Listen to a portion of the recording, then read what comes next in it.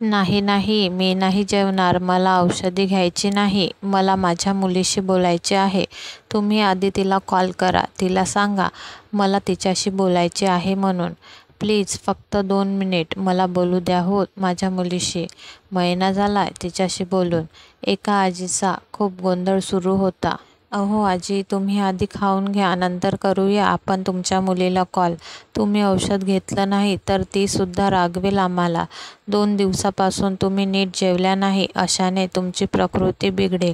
चला आधी खाऊन घ्या आणि औषध घ्या, नंतर करूया आपण तुमच्या मुलीला कॉल. ओके. 2 मुली त्या आजींना समजावत होत्या.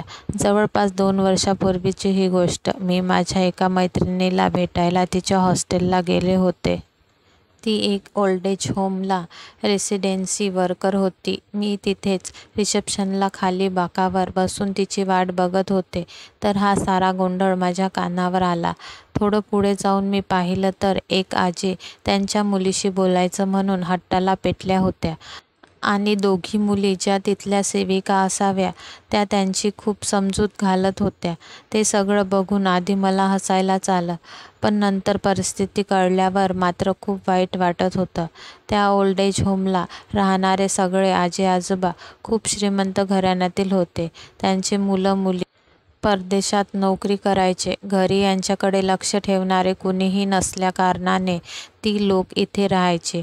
अर्थात इथेही त्यांच्या राहण्याची खाण्यापिण्याची उत्तम व्यवस्था होती. त्यांना काय हवं नको त्याकडे विशेष लक्ष दिलं जायचं. या आजी गेल्या 3 वर्षापासून येथे राहायला होत्या. त्यांना एकच मुलगी होती. ती अमेरिकेला एका सॉफ्टवेअर कंपनीमध्ये चांगल्या पोस्टवर कार्यरत होती. अर्थात त्यांचा जावई देखील तिथेच होता. आता मुलीकडे कसं राहायला जाणार म्हणून त्या आजी इथे राहायच्या.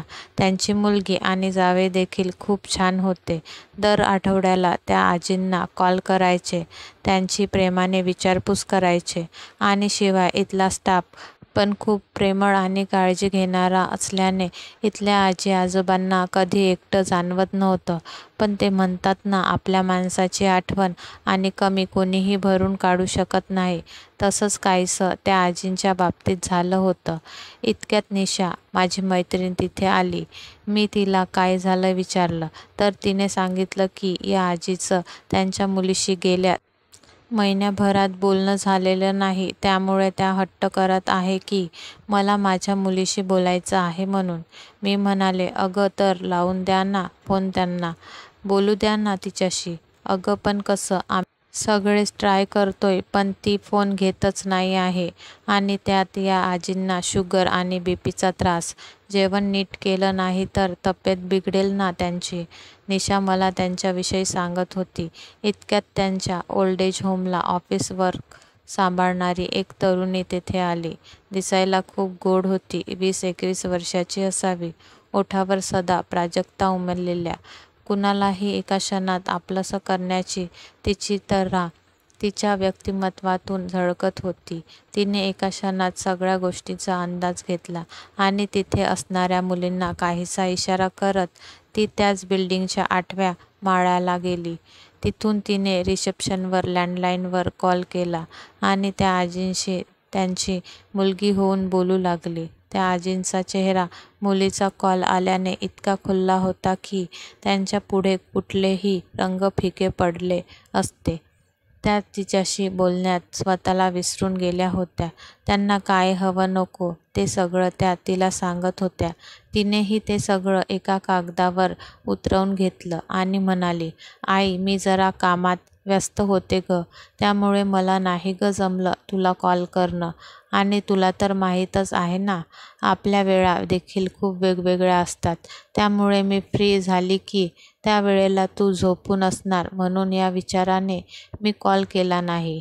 हो ग बाळा, मी समजू शकते, पण मला तुझी फार आठवण आली ग. राहावत नव्हतं तुझा आवाज ऐकल्याशिवाय. तू ये ना मला भेटायला. तिनेही त्यांना होकार दिला आणि फोन कट करून खाली आली.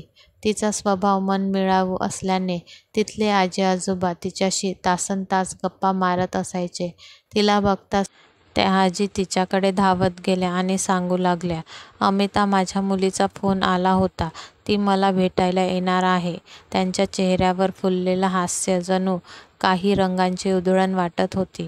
त्यामुळे तिथलं वातावरण पूर्णच बदलून गेलं होतं. त्यांच्या चेहऱ्यावर ते हसू फुलवणारी अमिता अगदी काहीच न केल्यासारखं त्यांचं सगळं ऐकून घेत होती. त्यांच्या हसण्यात तीही सामील झाली होती. या जगात कुठेही सापडणार नाही अशा आनंदाच्या रंगांची उधळण तिने त्या आजींच्या आयुष्यात केली होती.